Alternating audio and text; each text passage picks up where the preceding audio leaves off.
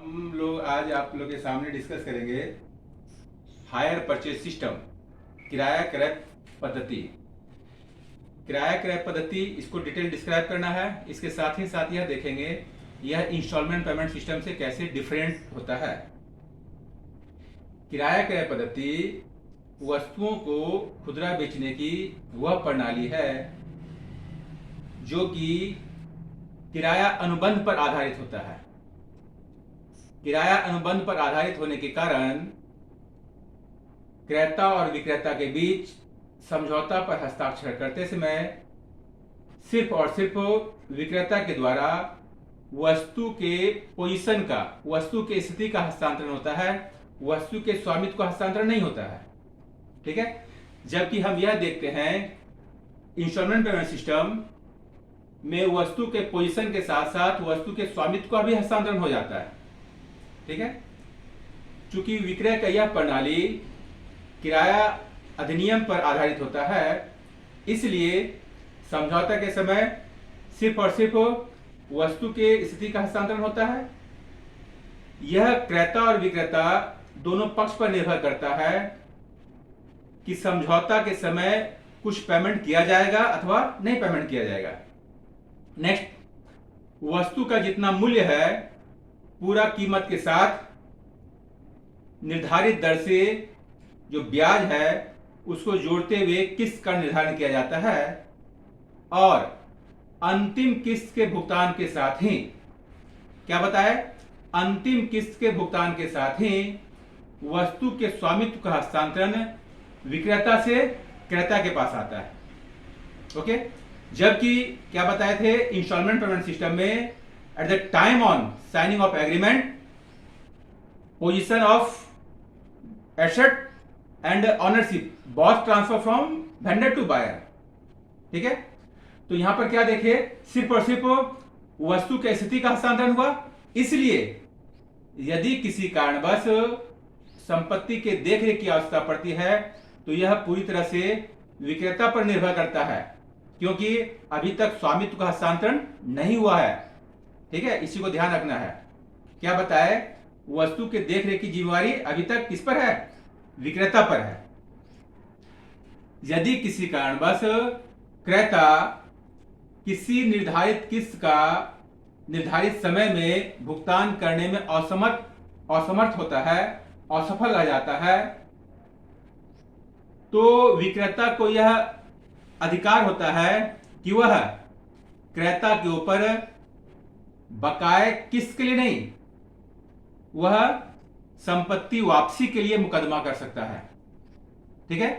यहां पर क्या बताया, संपत्ति वापसी के लिए मुकदमा कर सकता है। क्यों? उसके पास अभी तक ऑनरशिप है।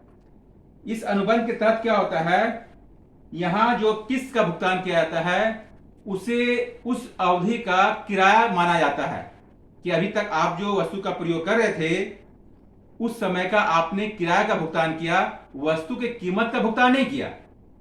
इसलिए इस अनुबंध को क्या कहा जाता है, हायर परचेज सिस्टम। ये किस पर बेस्ड होता है, hire purchase agreement, hire agreement. ठीक है। तो अब आप लोग इसको लिख सकते हैं, hire purchase system is a modern system of retail trading based on hire agreement. Under this system, at the time of signing of agreement, vendor transfer only position of assets to buyer. After last payment of installment, ownership will be transferred from vendor to buyer. So, responsibility of caretaking of assets not transfer from vendor to buyer. Okay. Next लिखिए, if buyer not able to pay amount of installment on agreed time, then vendor have a right to suit against buyer for pay remaining amount of installment. Clear? In the modern age, it is very popular among vendor and buyer both, because buyer able to purchase all that types of asset which is valuable, and they not able to pay their value at one time. ठीक है, हिंदी में लिखना है तो लिख सकते हैं, किराया क्रय पद्धति वस्तुओं को खुदरा बेचने का वह आधुनिक प्रणाली है जो क्रेता और विक्रेता के द्वारा किराया अधिनियम के तहत बेचा जाता है। यहां क्रेता और विक्रेता के द्वारा आपसी समझौता पर हस्ताक्षर करते समय सिर्फ वस्तु का पोजीशन का हस्तांतरण विक्रेता से क्रेता के पास होता है, जबकि वस्तु के स्वामित्व का हस्तांतरण अंतिम निर्धारित किस्त के भुगतान के बाद ही होता है। यदि किसी कारणवश क्रेता निर्धारित किस्त का भुगतान निर्धारित समय में करने में असमर्थ होता है, तो विक्रेता के पास यह अधिकार होता है कि क्रेता पर बकाया किस्त के भुगतान के लिए मुकदमा किया जा सकता हो। वह बकाया किस्त के भुगतान के लिए मुकदमा करेगा, ना कि संपत्ति वापसी के लिए।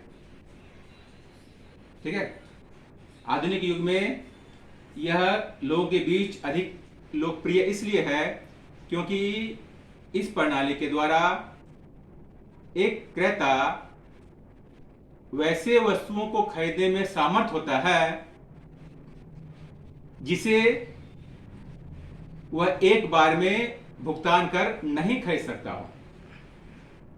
एक चीज में और इंपॉर्टेंट क्या है, ध्यान रखिएगा, in general language both are different, installment payment system and hire purchase system, but it is far different.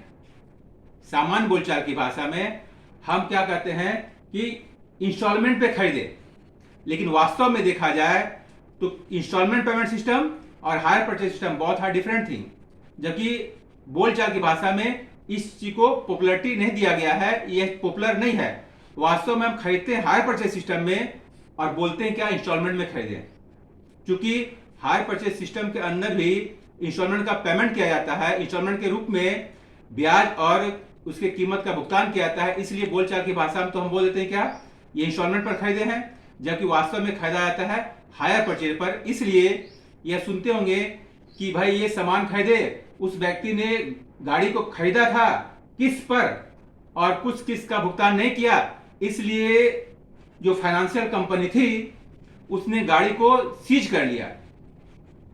तो इसका सेंस क्या हो भाई, वो कैसे सीज कर लिया, क्योंकि अभी तक ऑनरशिप का ट्रांसफर नहीं हुआ था, क्योंकि गाड़ी भी उस फाइनेंशियल कंपनी के नाम से ही थी और परचेयर सिर्फ पेमेंट जो कर रहा था वह उस अवधि का किराया के रूप में पेमेंट कर रहा था। इसलिए वेंडर जो है वह आसानी से गाड़ी को सीज कर लेता है, बेचे गए संपत्ति को अपने अंदर टेक ओवर कर लेता है, टेकअप कर लेता है और बायर उस पर कोई मुकदमा नहीं कर सकता है। ठीक है, इस चीज को बहुत ध्यान देना है, जबकि सामान्य बोलचाल की भाषा में ये नहीं करते हैं। और यदि हम इंस्टॉलमेंट पर खरीदते हैं, यदि हम इंस्टॉलमेंट पेमेंट सिस्टम पर खरीदते हैं तो क्या होता है, वहां पर वस्तु का पोजीशन और ऑनरशिप दोनों ही ट्रांसफर हो जाता है। उस कंडीशन में सपोज कीजिए आप इंस्टॉलमेंट पेमेंट सिस्टम पर कोई गाड़ी को परचेज करते हैं और आप निर्धारित किस्त का भुगतान करने में असमर्थ हो जाते हैं, तो वहां पे वेंडर आपका गाड़ी को सीज नहीं कर सकता है। क्यों? क्योंकि वहां पर गाड़ी का पोजीशन के साथ ही साथ गाड़ी का ऑनरशिप भी आपके नाम ट्रांसफर हो जाता है। ठीक है, ये डिफरेंस समझ में आ रहा है ना? हाँ, इसी को ध्यान रखना है। तो नेक्स्ट क्लास में आज इतना क्लियर कर लीजिएगा, फिर नेक्स्ट क्लास में इसका जर्नल एंट्री और कैसे क्वेश्चन सॉल्व करते हैं उसके बारे में हम डिस्कस करेंगे। ठीक है।